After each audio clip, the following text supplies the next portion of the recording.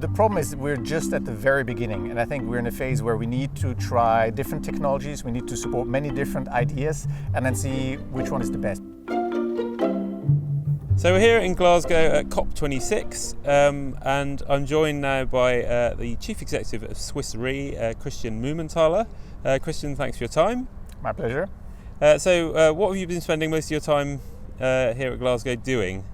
So I'm actually not really here as the CEO of Swiss Re. I'm actually here together with Jesper Brodin, the CEO of IKEA, and together we are co-chairing this WEF Alliance of CEO Climate Leaders, which is a group of more than 100 CEOs who have committed to net zero by 2050 and who are committed to report on it, track it, etc. And that's across all kinds of industries. Right, and that's like kind of pretty much the kind of gold standard now. You have to have a net zero target for 2050. You're not really a serious company if you don't do that. So. But to kind of drill down in what kind of net zero means to you, obviously at a kind of corporate level it means a certain thing, but at a planetary level there are going to be a load of kind of residual emissions in 2050 that is going to be really difficult to get rid of. And you've got some kind of interesting ideas about how we kind of proceed. Yeah, I think we start to have a sense of what the overall plan has to be to get there. And the IPCC says net zero 2050, but then for 50 years we need to extract CO2 from the atmosphere. That's part of the plan.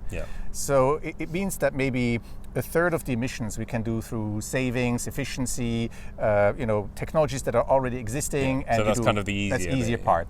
Then there's maybe, 30 to 50%. That's much harder. You need to do green steel, green aluminium, green concrete, etc. So huge investments. These products will cost more in the beginning. So there's all kinds of issues across the value chain. Who absorbs the cost? But overall, that's also feasible. But you need to start working now so that it's ready for the next phase. And then there's a whole stock of CO2 which we will not be able to eliminate. The Earth itself is emitting from the heavy emitting sectors, and also the other. It's partially Earth is now emitting more than it absorbs, so wildfire, things like that. But also there's some extremely difficult elements of it. For example, all the buildings you can see around us, you will never make them completely zero. So there's a residual CO2, which means we will have to develop carbon capture technologies. So either nature-based by building, having more forestry, etc.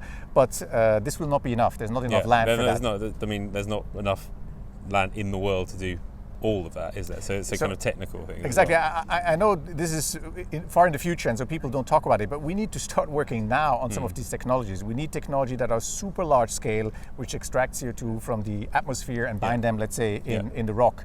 And there are first startups existing in the world, but they need support, they need scale. It's going to be very expensive in the beginning, so they really need support from the corporate sector or from governments. So how do you finance these things? Because, like, as you say, they're not cheap at the moment.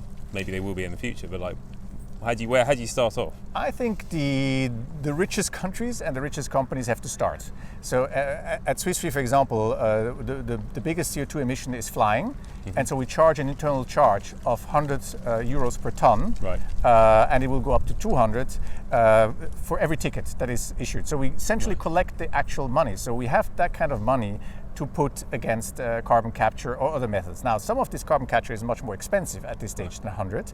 So we split the budget. We use some of it to finance some of these new technologies who have to go through a learning curve, and some of it is for other solutions that are cheaper. So we look at this average price. So I think there's a lot of companies who can afford to be at the forefront of supporting such technologies.